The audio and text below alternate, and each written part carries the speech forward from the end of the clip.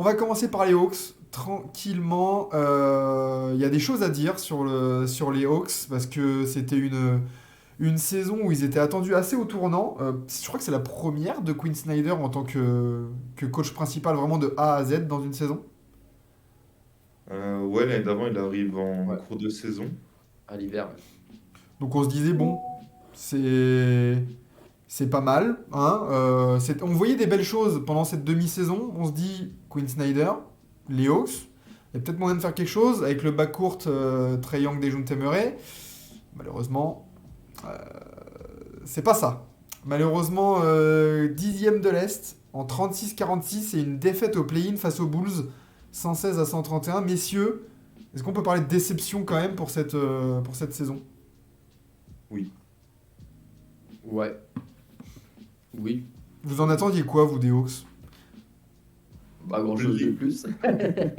Play-in, mais pas play-in dixième, play-in septième, 7-8. Ouais. Quand même, ouais. Surtout au vu de certaines équipes à l'Est qui ont eu pas mal de blessures, etc. On a vu des équipes comme le Magic ou les Pacers bien en profiter pour monter au classement dans la conférence. Les Hawks n'ont pas su le faire pour plusieurs raisons qu'on va aborder, mais déjà forcément le fait que Trae Young joue que 54 matchs dans la saison, bon bah ça complique un petit peu les choses tout de suite. Je l'ai mis dans la petite infographie que vous voyez et que messieurs vous avez depuis cet après-midi. Trae Young, du coup, comme tu l'as dit, Kevin, 54 matchs joués seulement, des problèmes de blessure et même des problèmes de blessure un peu récurrents au-delà de Trae Young. C'est-à-dire que Oui. là, il n'y a aucun joueur au-dessus des 80 matchs joués. Celui qui s'en rapproche le plus, c'est Dejounte Murray. Donc, avec 78 matchs. Trae Young en 25-2, enfin en 25-3-11 limite, c'est ce qu'on attend de lui. Mm. Mais est-ce que c'est pas la saison, la ligne statistique de Trae Young par excellence? C'est-à-dire que lui fait son job, mais collectivement, ça va où? Après, les problèmes collectifs, tu as eu beaucoup de choses. Tu as eu déjà la paire avec Dejounte, où Dejounte, tu le fais venir aussi pour sa défense, et le mec, bah, ça fait 2 ans, il en branle pas une en défense. Hmm. Alors que bah, le gars était meilleur intercepteur, au defensive. Forcément, si bah, déjà t'as Trae Young qui est très très limité avec son physique, et que t'as Dejounte qui bouge pas son cul, bon bah, porte ouverte. Et après, le deuxième gros problème aussi collectivement, ça a été, bah, t'as eu un mec comme Jalen Johnson qui a explosé, C'est vrai. mais pareil, il a joué 55 matchs à peu près. Donc forcément, bah, tu t'enlèves, s'il avait joué 10-15 matchs de plus, peut-être que les Hawks, ils seraient à l'équilibre. Mm. Ouais, d'accord avec ça, Kevin? Ouais, ouais, bien sûr, bien sûr. Bah, de toute façon aussi, ça se traduit aussi dans cet énorme écart en étant la 12e attaque, donc ce qui est plutôt correct, mais en même temps en étant seulement la 27e défense. Alors on sait que les Hawks depuis quelques années de toute façon basent pas leur jeu sur une grosse défense, mais tu peux pas te permettre d'être autant catastrophique, d'être autant une porte ouverte en défense si tu veux avoir un minimum des ambitions. Et là cette année, ils n'ont pas réussi à trouver au moins un équilibre un petit peu entre les deux, un petit peu comme les Pacers par exemple ont réussi à Hmm. faire, qui eux ont un jeu très porté sur l'attaque, mais en même temps c'est pas non plus des valises qui prennent à chaque fois. Donc, euh, donc voilà, et puis surtout, moi limite ce que je retiens de la saison des Hawks, c'est que j'ai l'impression qu'on a plus parlé d'eux sur le marché des free agents, sur est-ce que Trae Young va rester, est-ce que Dejounte Murray va rester, est-ce que il y avait une grosse indécision, beaucoup de flou assez rapidement sur les Hawks au fur et à mesure de la saison. Et jusqu'à la draft et même jusqu'à cet été, il y en avait encore pas mal. Donc c'est vrai que t'as pas pu travailler comme il voulait, je pense, sur cette année, quoi. C'est ça, de toute façon, quand on voyait un peu la saison se dérouler, c'est vrai qu'il y avait toujours ce sentiment de moyennasse, tu sais, genre deux victoires, deux Mm. défaites, et une Ouais. victoire et un blowout. Ils ont jamais vraiment trouvé le rythme, et bah du coup, en milieu d'année, on s'est dit, bon, c'est clairement la fin, ou alors faut couper dans le vif dans le backcourt, là, dans le backcourt Dejounte Murray, Trae Young, et, ben ils l'ont fait, au moins, parce on va faire vite fait. Alors, c'est pareil, petite, voilà, dixième de l'Est, mais t'as quand même le premier choix de draft. Mm. Ouais. Dans cette saison un peu nulle, Et Il s'en bonsoir sort Trakoro très très bien. qui est là pour la première fois. Bonjour, installe-toi. Ça te met très bien quand même. En par exemple, shot draft, il n'y avait pas des histoires de délocalisation avant qu'il l'ait? Ça, je m'en souviens plus trop. Il y avait pas eu un délire comme ça ou possible déménagement, je sais plus. Je crois qu'il y avait eu un délire un peu comme ça. Si je dis pas de bêtises, il y avait un délire comme ça et boum, premier choix. Ah, je me souviens pas. Je me souviens pas de tout ça. Mais ça devait déménager où du coup, genre à Saint-Louis ou ce genre de ville comme Je ça? crois que ça parlait de Saint-Louis. Si je dis pas de bêtises, hein, attention, si je dis pas de bêtises. Ouais, Mais il me semble que j'avais vu parler de délocalisation. bizarre. Puis bon, bah, il y a eu le premier choix derrière. Et ce qui donne du coup, alors il y a eu pas mal du coup, dans leur été, c'est vrai qu'il y avait pas mal de trucs à faire. On les attendait, les Hawks, quand même, assez au tournant. Et du coup, on se retrouve avec une petite depth charts. Je sais pas ce que vous en pensez, mais j'ai pas trop confiance. Trae Young en 1. Enfin, au poste de meneur, on a Trae Young, Dyson Daniels et Kobe Buffkin, qui avaient été draftés en 2023. Au poste 2, on a Bogdan Bogdanovic, Garrison Matthews et Krejci, Vlatko, je crois, de son prénom, qui a prolongé. DeAndre Hunter, Zachary Rizaché, du coup, pris en 1, tout de même, Cocorico. Tout de même. Et David Roddy, l'ancien de Memphis. Au poste 4, c'est bon, on a le poste 4 pour le poste pas Zach Collins, justement, John Collins. Voilà. Oula, oh la reprise. Avec Jalen Johnson, Larry Jr. et Mohamed Gay. Et au poste 5, on reste avec Leklin Capella, Okongu et Cody Zeller. Messieurs, qu'est-ce que vous en pensez de tout ce petit roster-là? Bah déjà, Dyson Daniels, en vrai, on l'a plus vu Ouais. jouer 2 au Pels. Oui, Et bah, moi, quand j'avais préparé ma preview, dans le 5, moi j'ai foutu Dyson Daniels dans le 5, à Ok. côté de Trae Young, parce que bah, la défense, oui. juste ça. La défense, et si il progresse au shoot, le jeu sans ballon, tout ça, il l'a déjà. C'est juste, faut qu'il réussisse à rentrer ses shoots, donc ça, tu peux. Ça peut être limite la meilleure back courte qu'aurait eu Trae Young depuis son arrivée. Ouais. Et je pense que sur le poste 3, Rizaché sera directement titulaire. Bah, je sais pas. C'est pour ça Bah, que je l'ai pas. J'ai regardé plusieurs sources qui mettaient DeAndre Hunter vraiment titu. Après, est-ce que Zachary Rizaché, il a pas un profil justement à un peu, bah, tu sais, le combo 2-3 avec Bogdan Bogdanovic pour vraiment dynamiter les secondes units?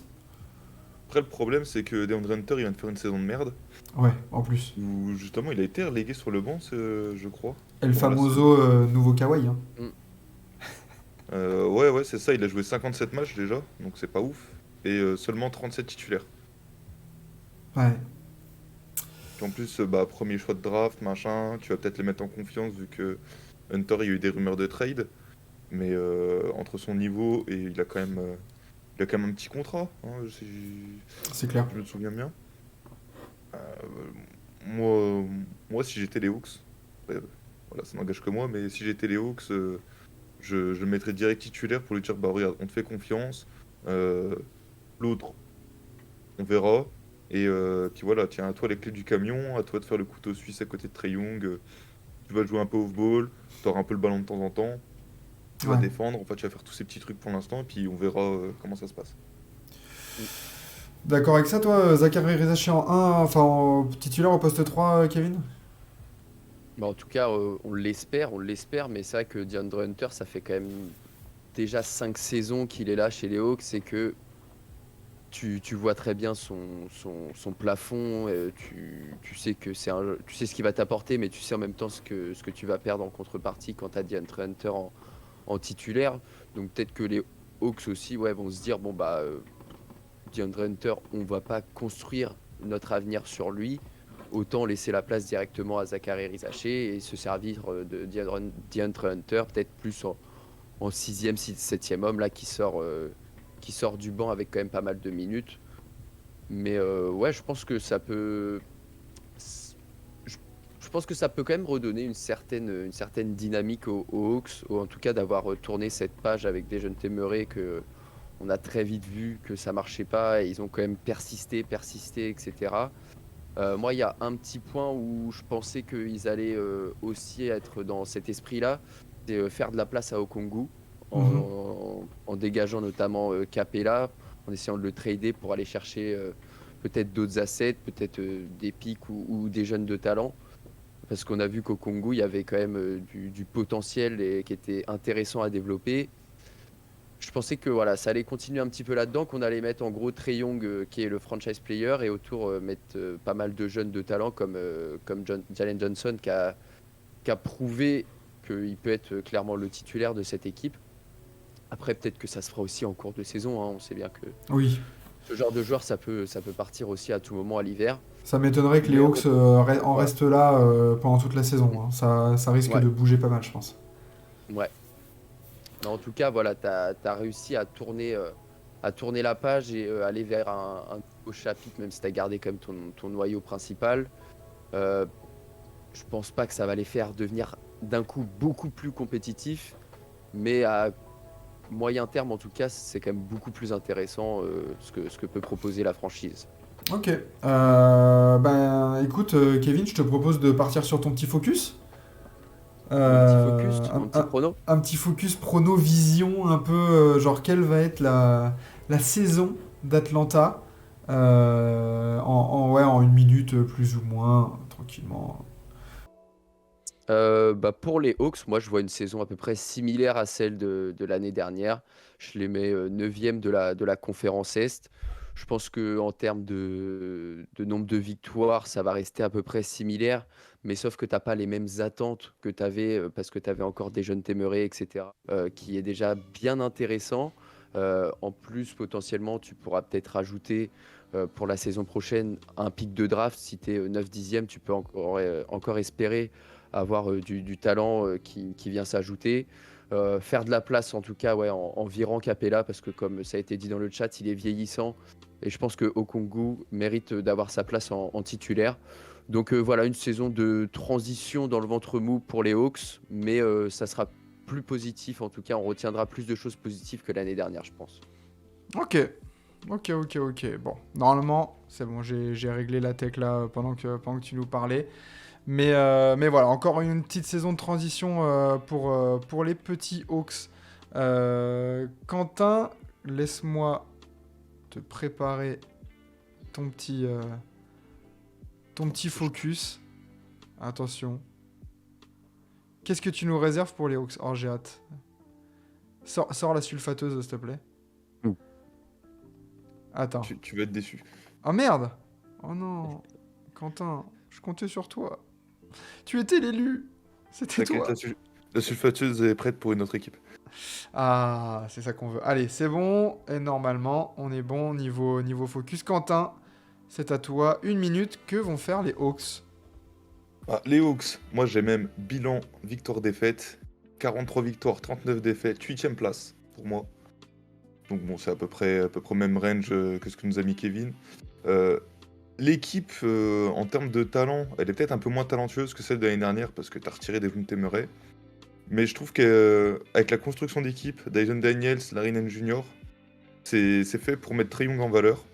Tu peux mettre Trae Young en valeur et le faire faire son 25-10 comme d'hab. Sauf que là, ça aura peut-être un peu plus d'impact parce que tu auras des joueurs qui défendent avec des rôles bien définis et tu rajoutes un premier choix de draft qui a l'air ultra polyvalent. Donc ça peut être le bon lieutenant, t'as Jalen Johnson qui peut encore progresser.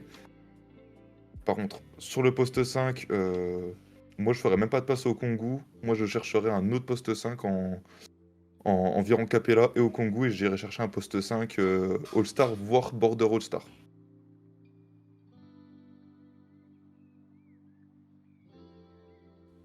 Mm. Ça s'entend Oui, ce que tu carrément. nous dis, mais en même temps, je pense qu'on a un peu la même vision là-dessus, de toute façon, sur les Hawks et leurs problèmes. C'est vrai que vous avez plutôt bien résumé un peu les problèmes de ces Hawks et la saison à venir. Est-ce que je vais être plus sévère? Mhm. Peut-être. 14e de l'Est. Le first pick, Cooper Flag. Cooper Flag. Allez, à moi. Eh ben, les Hawks, ouais, je vois pareil que vous, un peu une saison de transition, comme je l'ai peut-être un peu évoqué tout à l'heure. Je pense que ce roster ne restera pas le même après la trade deadline. Ça va essayer de maximiser, je pense, tu vois, on parlait des profils comme DeAndre Hunter. Je pense que ça va essayer de maximiser sa valeur pour ensuite le dégager. T'as pas pris Rizaché pour garder DeAndre Hunter. Je trouve que ça n'a aucun sens. Les deux ont été draftés haut en plus. Peut-être pour aller chercher un pivot. On sait que les pivots, en ce moment, ça se négocie pas mal. Mais ouais, les Hawks, play-in, attention à ne pas, même pas faire le play-in. Attention aux équipes qui se renforcent un peu de type les Charlotte Hornets après, sans blessure, on en parlera, mais peut-être que Charlotte, ça peut être un bon contender à choper ces places-là. Les Raptors, peut-être aussi. Enfin, attention pour les Hawks là, parce que dans ce sac, un peu d'équipe un peu mid, mais pas non plus catastrophique, ça va batailler fort pour les places 9 et 10. Et Trae Young, là, va falloir. Là, t'as plus des jaunes téméraires. Il va falloir garder les 11 passes D et peut-être aller chercher peut-être les 27-28 points de moyenne pour vraiment retrouver un peu le Atlanta qu'on connaissait. Élite en attaque. Un peu comme les Pacers, hein, comme tu l'as dit, Kevin. Vivre et mourir par l'attaque, quoi. Tu perds 135 à 130, tant pis. Par contre, tu vas gagner 130 à 114 le match d'après. Et essayer de tabasser avec tes forces vives, quoi. Donc voilà, pour l'instant, une équipe de play-in, on va dire. Ça fait pas depuis la création de TBA qu'on met Atlanta au play-in. Les moyens, ouais. Non. Ah, Non, dans parce- les équipes qui ont joué le plus de play-in depuis la création du play-in, ça doit en faire partie. Et encore, l'année dernière, ils nous ont déçus parce qu'on les avait mis genre 4ème de l'Est. Oui, c'est vrai. C'est vrai qu'on avait été gentils. Un peu trop. Mais là, on s'est dit Quinn Snyder, tiens, pourquoi pas, allez, déjounter. À voir ce qu'ils vont nous cook, les petits Hawks.